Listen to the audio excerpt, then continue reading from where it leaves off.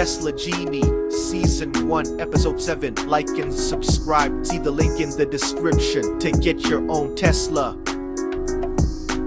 So, at this point, I'm driving 100 miles a day. And that's quite a bit. That would require quite a bit of gas stops. But I don't need to deal with gas stops, but I do have a different issue. I would have to do a charging stop. And charging stops, they can take a while. That's the bad news. The good news is I can do something while it's charging. For example, there's a high-speed charger near me that is near the grocery store, also restaurants. So it's like all in the same parking lot. So it's not like it's taking any time if I want to get groceries. But I still have to go a lot at 100 miles a day. That comes to a lot of charging stops, like every 3 days I have to do one. So, the other thing is, I at this moment need really inexpensive options, even though I'm saving a lot of money by not buying gas. It'd be really helpful if I could charge at home, but cheaply, like really cheaply. So, that's the deal. I really wish I could charge at home cheaply, and that would include things like not having to have an electrician, like spend thousands of dollars on an electrician. That would be great. Yeah, I wish I could have that happen. Your wish is granted. I have imbued you with the knowledge necessary to make this happen at a good price. I can do it all cheaply, even for 100 miles a day, which means I need a level 2 charger. I would be able to do a level 1 charger if I was going approximately 75 miles a day, but it's 100, so it's a little higher. And I don't know why I never thought of that until this very moment. I could use a level 1 charger, get 75 miles of charging a day, and then I'll just have a 25-mile deficit per day, and the Tesla has like 320 miles or so. We'll call it 325. It's something around there. So that would mean 4, 8, 12, 13. 13. It take 13 days to run out of a charge. So I only have to charge a level charger approximately once every 2 weeks by using a level 1 charger. But that would be, okay, so I don't know why do people think they need a level 2 charger if that's the case, but wait, what if I start driving 150 miles a day? That'd be a lot of driving, like a crazy amount. So anyway, nevertheless, the Tesla Genie has given me the option to do something that I wished for. So I think I'm gonna just go with the Tesla Genie's thing here. So if I ever need to drive 150 miles a day, I'll be able to be good. So here's what happened. Tesla Genie filled me with great ideas, and I used all of them. Or some other random force gave me great ideas, or whatever. But anyway, once the Tesla Genie came along, everything was good. So here's what's happening. We got a wire. I bought a wire. That was like, I don't remember what I paid for it. Was it $40 maybe? And then I had a regular handyman drill holes in the wall because my electrical box is on the way other end of the house, and it's in the basement. So he just drilled 3 holes. That didn't cost too much. That was like, I don't know, whatever, let's call it $50. Okay, and then I bought the Tesla wall connector, which is their charger, and this one is around $400. Okay. And then an electrician plugged the wire into the electric box. The panel had a breaker and a spot already. And if it didn't, no big deal, because you could just use an existing 240 volt wire and use a smart splitter. And that just splits it with something else, like it splits it with the dryer, and it just automatically can adjust. If the dryer gets turned on, it can just power off or decrease the power for that hour or so to the car. So that is, it's all good. So the electrician was like $200, $250, something like that. So, you know, my grand total is well under $1,000, and it'll be convenient. you know, not to even go to a charger once every 2 weeks. Alright, so here's the wire the handyman helped me with. And I see I bought a wire that's pretty long, maybe longer than I need, not sure, but I would guess a little longer.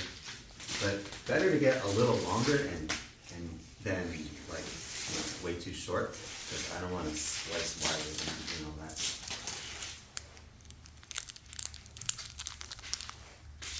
All right. Okay.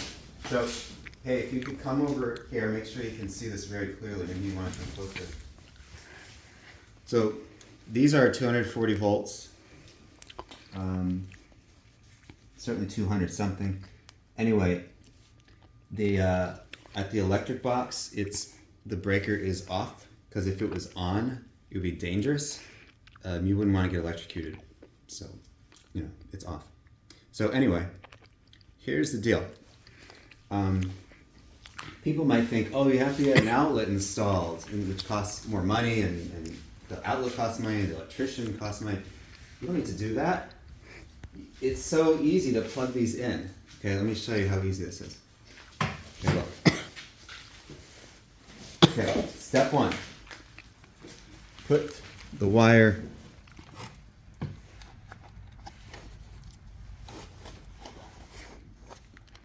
in the hole. Well, I could put it right in this hole, but given the position of the charger, I think it'd be better. Let me see what's best. I would think the top hole would be better. Is that the top hole? Yeah, that's the top. All right, so I don't need to remove this. Okay, so yeah, put it in the hole. Okay, what do you think? Not hard, right? Okay, so I've confirmed something. Each of these are 120 volts for a total of 240 volts. This one is the ground wire. It's not coated with anything extra like these are. The ground one goes into the ground section. It's differently labeled. L1, L2 are where these go, and you can actually interchange them. Typically though, black would go into L1. I'll go with typical, but that's not necessarily a logical decision I'm making, because if they're both hot wires, it doesn't make a difference. The only issue here is, so the neutral, you didn't see me do it, but I just plugged it in. The neutral is shorter. The way the cut was done on this cord, so it's just a little harder to get everything in here. So here we go. Get the black in, and then tighten it with this thing, with the hex bit.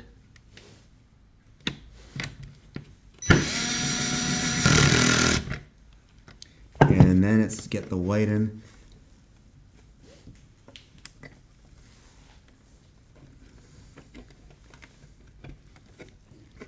And I could have, instead of bending it like that and putting the ground one in first, I could have just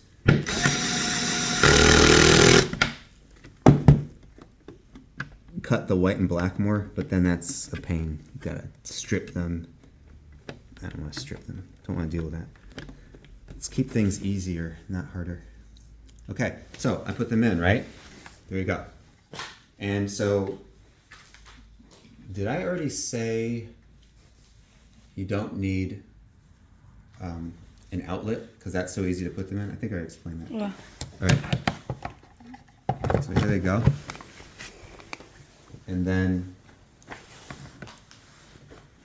I screw. I'll just do 2 screws for now, and then we're going to check. Are these technically bolts? I think so. I think screws have a sharp point, and a bolt does not.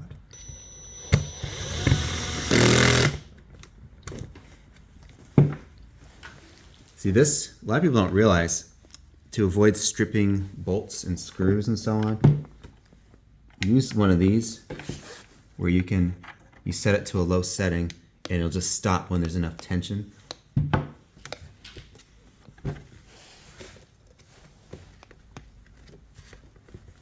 Okay. Could you stop making that noise, please? Sorry, Thank my you. teeth is wiggly.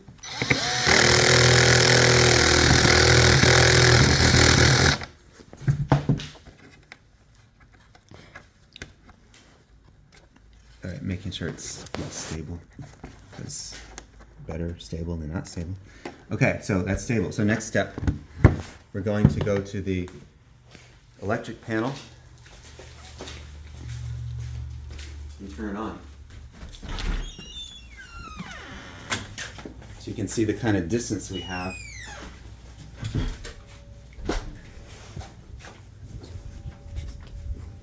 See down here?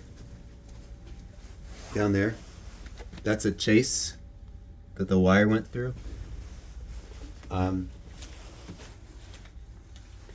If you're doing it according to a code, then you'd have to look at what stability the chase would have to be, like how much of a damage it could handle.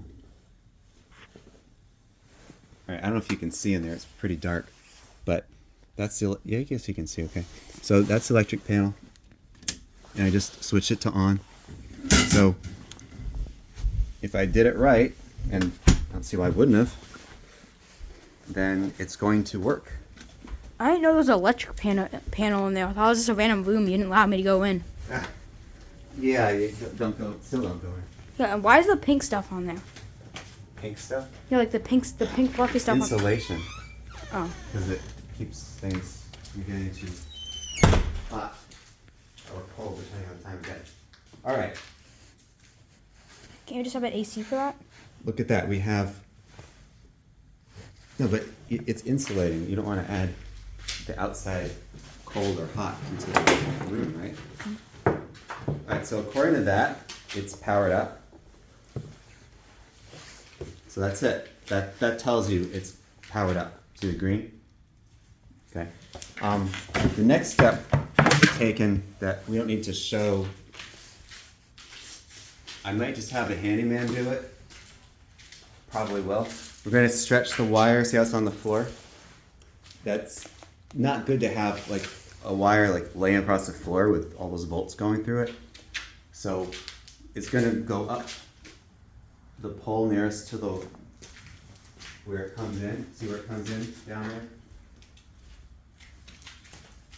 And then it'll go up the pole behind the pole so it's out of sight except for its entry.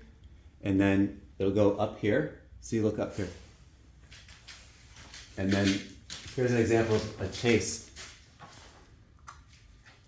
It'll be going all the way across. And then it goes down here. And then the charger unit will be installed on that wall. That's it. And it'll, because the cord is going all the way across, it means the charger's own cable could actually charge something outside. So if I'm parking a car in the garage or outside, even somewhat down the driveway, or someone's coming over and they park their car over there and they want to charge, we can do that.